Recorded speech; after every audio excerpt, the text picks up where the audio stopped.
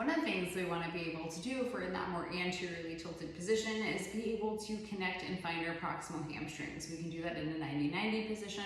We can also do that on the ground in a hook-lying position. So I'm going to start in just a standard bridge position, really trying to sense and feel those proximal hamstrings. So laying on my back, sometimes using a head support can be really helpful and kind of passively bring those ribs down. And in this position, we're going to think about rooting through my whole foot. So it's really important that I find and connect with my big toe mound, the inside edge of my heel, and my outside edge of my heel. In this position, I'm going to think about pushing through my foot tripod and connecting and sensing where those sits bones are. I'm going to think about my sits bones kind of coming closer to my knees. So I'm almost kind of spinning myself under like a wheel and bringing those sits bones closer to my knees on the backside. So I'm not here, I'm here as I push through the ground with all three corners of my foot tripod and sense that pelvis kind of spinning under like a wheel, coming towards my knees with my sits bones without clenching on my glutes. In this position, I'm going to press hard through all three corners of my feet, and I'm going to think about coming up into a slight bridge, almost like I'm elevating my hips up off the ground like an inch or two, and I'm going to breathe here in this isometric low hold bridge position, making sure the glutes stay relaxed, and I'm sensing and feeling these hamstrings on the back side of my legs.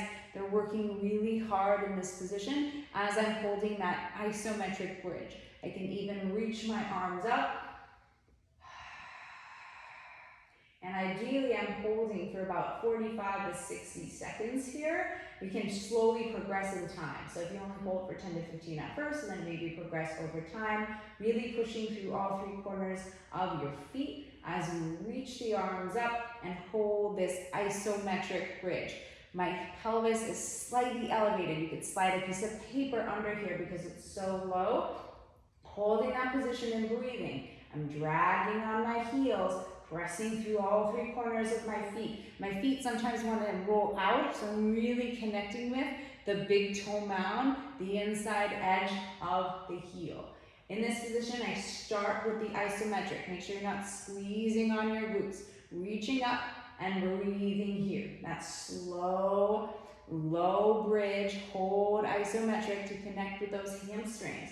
If we want to take this into a bridge, I can reach, I can place my hands on my rib cage. I'm going to think about slowly articulating my spine up off the ground as I bridge up and think about presenting my hips forward towards the sky, pushing through my big toe mound and coming up and down. This is more of a hamstring bridge focus. If I need to take my knees a little, or my feet a little bit wider to give myself some space, I'm opening and presenting my hips forward. I'm not clenching on my glutes. I'm maintaining this stacked position throughout as I come down.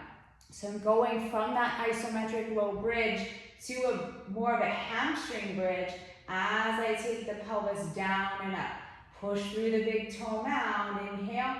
Exhale, push up. You're going to feel your hamstrings working pretty hard here as I work into this bridge. Hamstring bias. How we progress this is we can add elevation and go into a foot elevated glute bridge. So I'm presenting the hips forward, going to my available hip extension. I can think about bringing my hips up, up, up, up, up, but I don't want to work through my low back, keeping the glutes relaxed and come straight down.